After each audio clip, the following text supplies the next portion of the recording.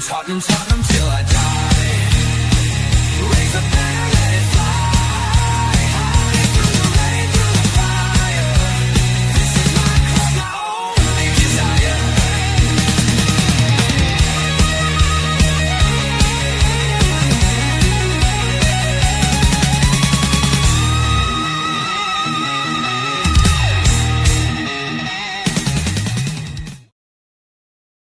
God, does that seem a long time ago, winning that trophy? Seeing Sonny lift that major European trophy. How the mighty have fallen, haven't they? How the mighty have fallen. Good morning, good afternoon, good evening, wherever you're watching this. Welcome to THFC Till We Die. Normally, I would say past, present, and exciting future under something that makes some remark, or I don't feel like doing that because I don't think the club deserve that. And it is about the past, and it is about us looking back, and it is about us seeing how far we have fallen since the Poch years. And uh, you can look back on the Poch years with right. I said it last night or the night before. You can look back on Poch years with rose tinted glasses and think, "Oh yeah, it was great, wasn't it?" And we reached so many finals, and we reached Champions League final. But I think the people that let us down the most over the last 25 barrenness years, where we've had few ups, we've had few downs, has been the ownership. And let's be honest, the ownership have come in and they've done what they said they were going to do. We are going to reach the Champions League. They didn't say we are going to compete for titles. We are going to win trophies. We're going to become the most successful club in London. This is going to be the most successful period in Tottenham history. They did what they set out to do, which was to win, which was to get in to the Champions League. Many managers have come and gone. Only Harry Redknapp, Pochettino, and Ange Postecoglou have lasted longer than 2 years.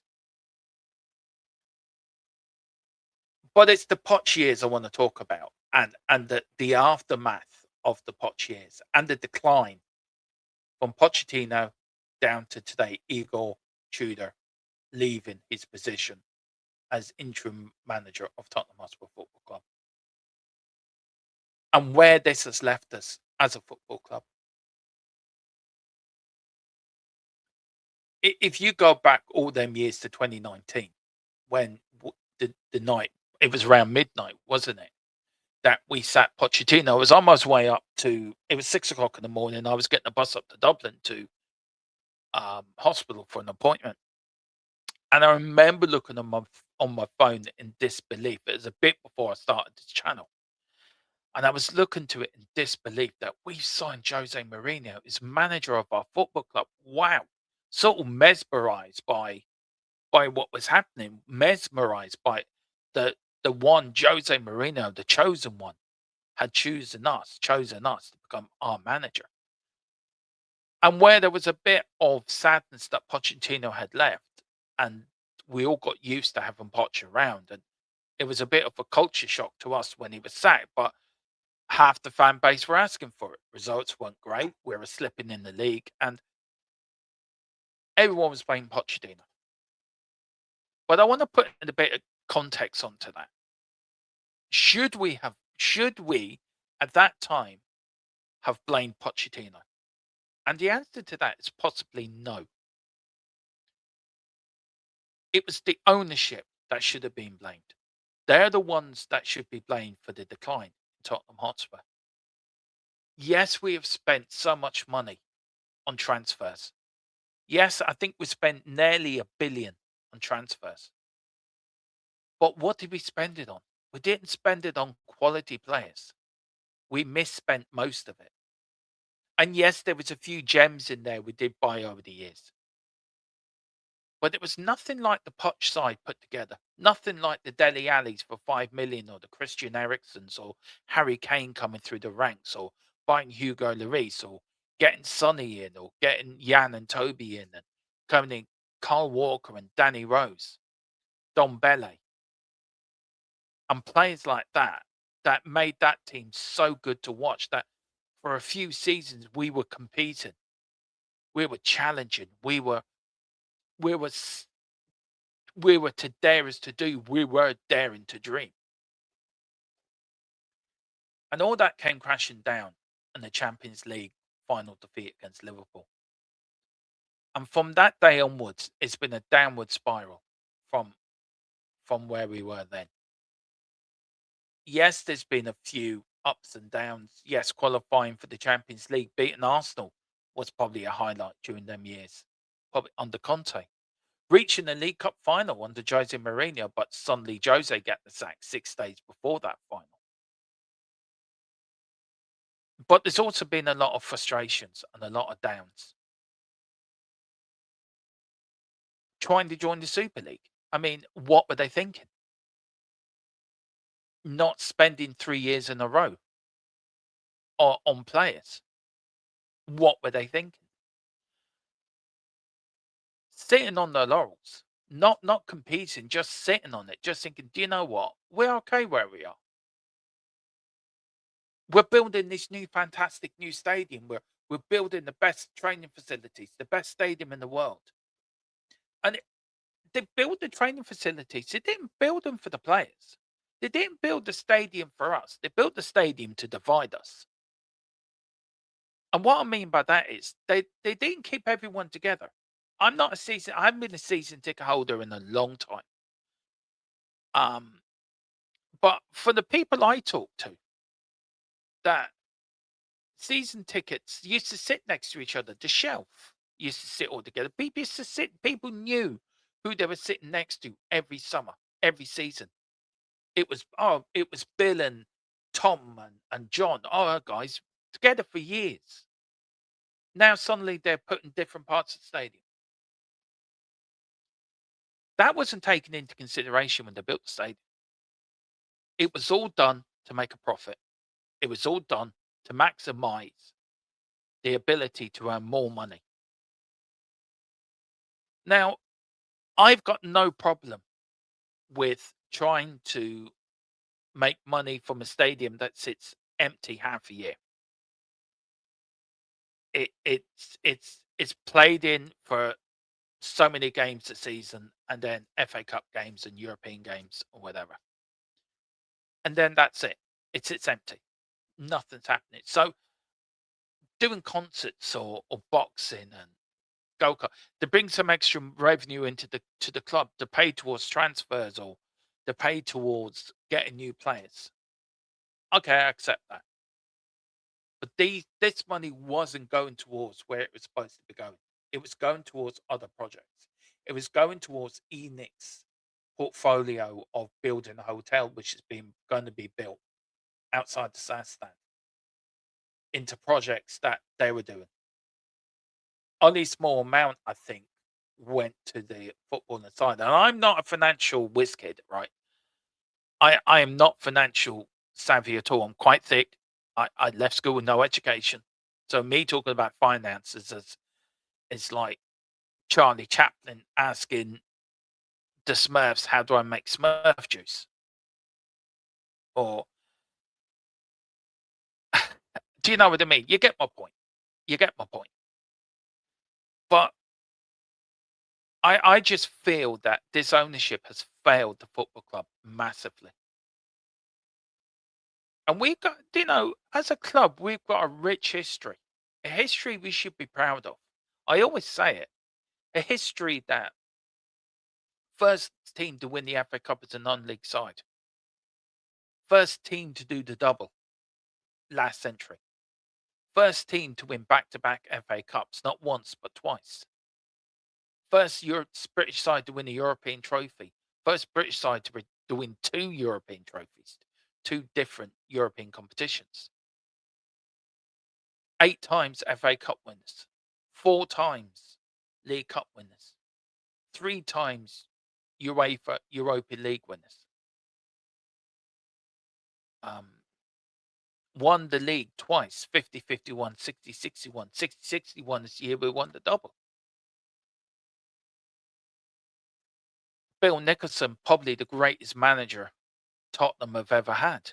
Built a side that won trophies galore in the 60s and early 70s. Do you know from the 1950-51 for 49-50 to 2008, Tottenham won a trophy or more than one trophies in every decade. Think about that. 50s, 60s, 70s, 80s, 90s, noughties. You're looking at 6 decades Tottenham won trophies in. Now, some decades were more successful than others. The 60s, we won one league championship, 3 FA Cups, and Cup Winners' Cup. The 70s, we won 2 League Cups and UEFA Cup. The 80s, we won 2 FA Cups and a UEFA Cup. Then got to the FA Cup final again in 87. The 90s, we won 2 trophies, one at the start, one at the end. In the 50s, we won back-to-back league championships, second division and first division. And then in 2008, we won the League Cup. Now, we would have won another one in 2009, but we lost to Manchester United on penalties. It's quite remarkable that we as a club have gone down so far in the way we have gone down. And I still blame the ownership, but look, I want to also blame the players for the last 18 months at least. It doesn't matter who's in the dugout, and yes, we can blame who's in the dugout. Yes, we can blame Madge losing 22 league games last season. We can blame Thomas Frank. We can blame Tudor. We can blame whoever. But these are the players that have to go out and put it in, game out. They train all week in the best facilities money can buy. They sit in the best home dressing room money can buy. Their job is to go out for 90 minutes, kick a bag of air around, and try to score more goals than the opposition. That is their job. Now, it's not the most strenuous job in the world. I worked in construction all my life till I had to retire due to my ill health. There's people out early in the mornings collecting dustbins or delivering milk or being postmen or going to work used to back in the day in the mines or things like that. Really hard work. And people get up now and go to their jobs, whatever they are, working in the office or whatever. So it really grinds my goat that these players don't care, that these players sit there and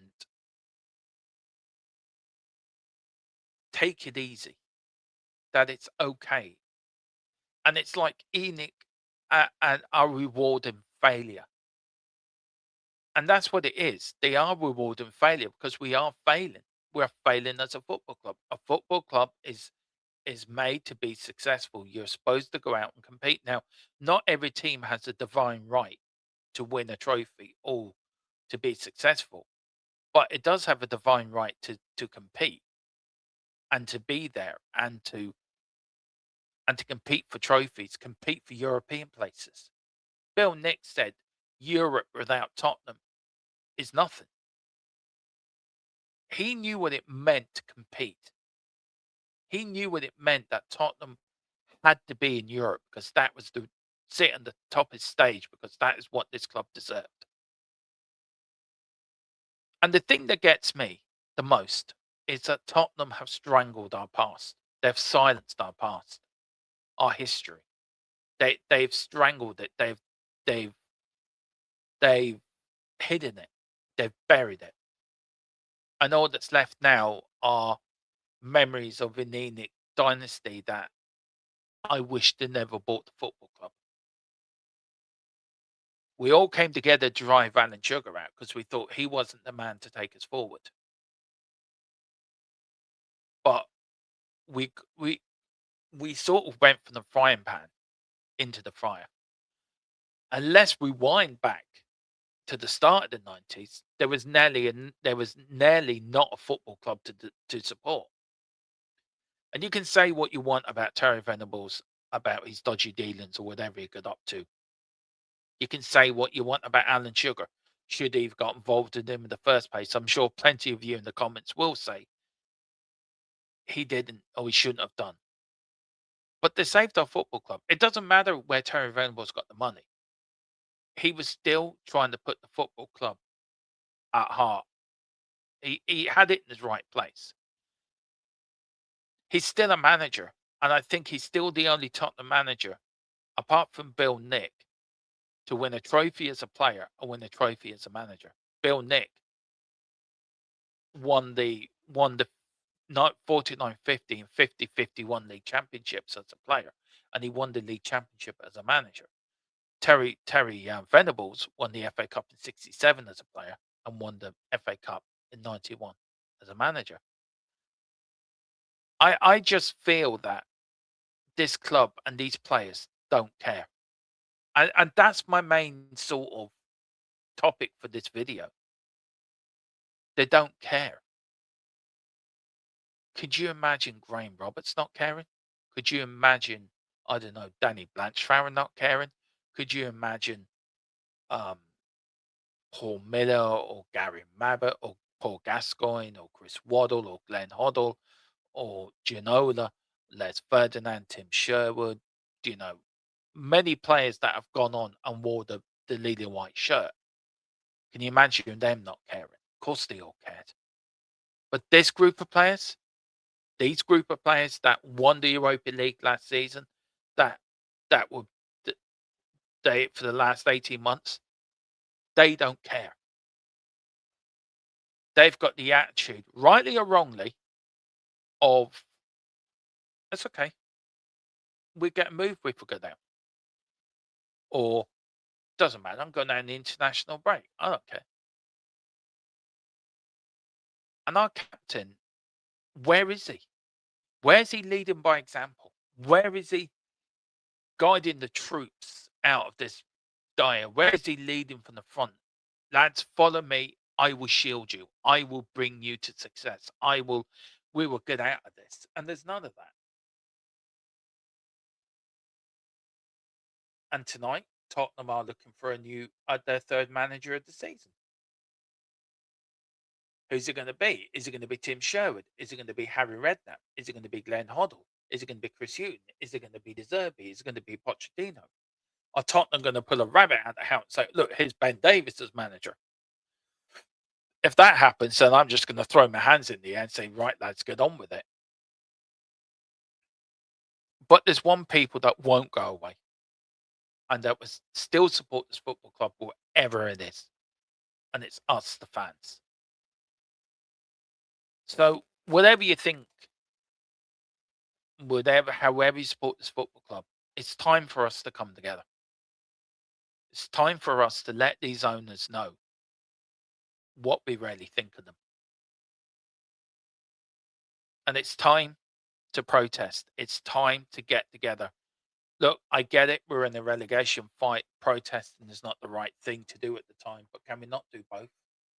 Can we not celebrate and support our team, but do protests after the game? Can we not do something like that? Whatever happens, either we'll go down, or if we go down, or we stay up, I'll still be here. I'll still be doing content. I'll still be doing transfer shows, news beat shows, watch alongs. I'm still doing all the same things I've done for the last nearly 5 years this August. And I ain't going to stop. I'm going to improve. We're going to get better and we're going to get bigger. Because I think as a club, we will come back from this. There will be some light at the end of the tunnel. And we will look back on this in a few years' time. When we've got players and a new ownership, we'll come back over the ENIC years and think, my God, what a disaster. I hope you see that day very soon. But somehow I don't think we will. All we can do is hope they get the next decision right. And whoever that man is can save us. Because if he doesn't, Tottenham are going to go down. And we're going to spend a year or so in the Championship. And I hope to God we get out of it first time, because if we don't, we might be there for a while, but let's hope not. Let's get behind the boys. Let's support this team. Let's get behind Tottenham Hotspur, as we know as fans. But let's make these owners know it's on their shoulders. It's on their lap. Why we're where? Why we are there is because of them. Not because of us. Not because of the fans. We're there because of the players, the board, and their decisions on managers they pick. Whatever you do, have a lovely rest of your day, evening, or morning. Thank you for watching. Please hit the like. Please hit subscribe. Let your comments know below. And whatever you do, always come on, you Spurs. In the cockerel, we always try.